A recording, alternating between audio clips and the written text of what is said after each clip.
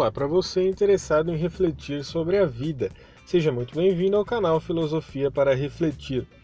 Continuando hoje a falar dos grandes pensadores da humanidade, veremos sobre Parmênides, que nasceu em Eleia, no sul da Itália, aproximadamente em 530 a.C. Foi, além de filósofo, matemático, político e há quem diga que tenha sido médico também. Foi discípulo de Xenófanes e do pitagórico Amínias. Era supostamente de família muito rica. Parmênides tinha como ideia central em seu pensamento uma oposição total a Heráclito, lembrando que Heráclito dizia que tudo muda e que o mundo é regido por essas transformações. Já para o Eleata, nada do mundo pode mudar, já que uma coisa que é não pode deixar de ser. Por exemplo, uma árvore. Ela é o que é. Pode se tornar uma cadeira, uma mesa, um guarda-roupa, uma escrivaninha, mas em essência ela nunca deixará de ser o que é. Parmênides negava a geração e a corrupção das coisas, essencialmente falando. Essas coisas só aconteciam na aparência, só se mostravam aos sentidos e não à razão. Ainda usando o exemplo da árvore, seria absurdo para Parmênides pensar que algo que é, no caso a árvore, poderia deixar de ser o que é. Algo que é não pode deixar de ser. Se ele concordasse que a árvore pode deixar de ser, ele estaria concordando que o ser pode se tornar não ser, e isso seria impossível. Eu sei, é meio maluco o jeito de pensar de Parmênides, e realmente é de difícil interpretação. Mas fica mais fácil de entender quando você imagina que no pensamento dele, o importante é ter em mente que não podemos trabalhar com uma coisa que não existe, só podemos lidar com coisas que existem, assim como essas coisas não podem desaparecer como num passe de mágica. O ser não pode virar não ser. Podemos dizer que o filósofo Eleata fixava sua investigação no que é, vislumbrando o que está por trás das aparências e das transformações. Tudo o que existe sempre existiu. Aquilo que existe não pode se transformar em nada. Como poderia uma substância transformar-se de repente e tornar-se uma coisa completamente diferente? Esse ficou conhecido como o problema do devir, sendo que devir são as mudanças pelas quais passam as coisas. Ele acreditava que os sentidos dão ilusão, são pura aparência.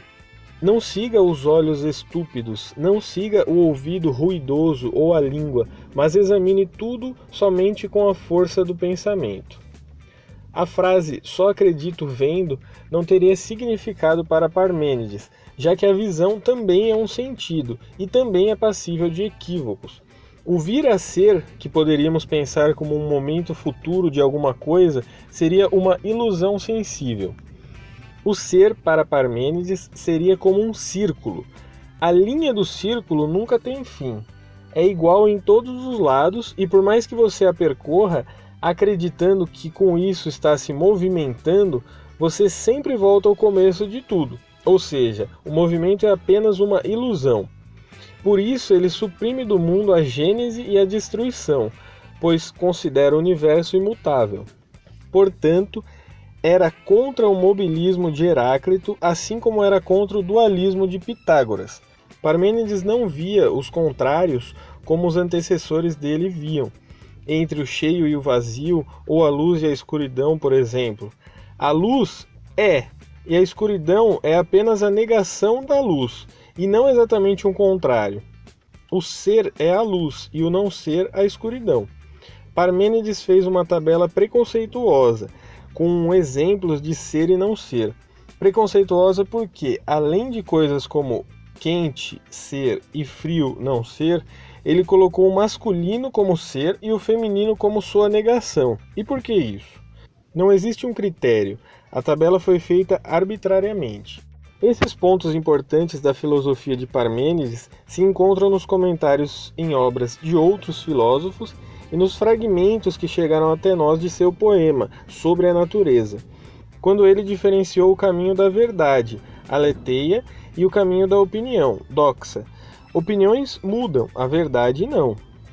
Na história, a deusa da justiça o conduzia numa carruagem para junto do coração da verdade, contíguo à sabedoria, o caminho chamado Aletheia, fazendo-o fugir da doxa, o caminho da opinião falaz.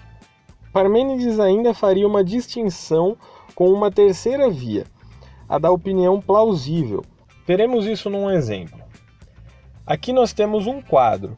Eu digo para vocês que atrás desse quadro existe uma bola e pergunto qual a cor dessa bola. Teremos várias respostas diferentes, mas apenas uma delas é verdade. Agora eu tiro o quadro da frente e vocês percebem que a bola é azul. E aí, vocês acertaram ou erraram? Para quem acertou, quando o quadro estava na frente, vocês tinham apenas uma opinião de que a bola era azul, mas era uma opinião plausível, tanto que foi confirmada. Já para quem errou, vocês também tinham uma opinião, porém uma opinião falaz, que te iludiu, te enganou. Mas por que não devemos seguir as opiniões, mesmo as plausíveis? Simples, porque antes de ser desvelada, toda e qualquer opinião é plausível, só sendo revelada por certo quando a verdade aparece.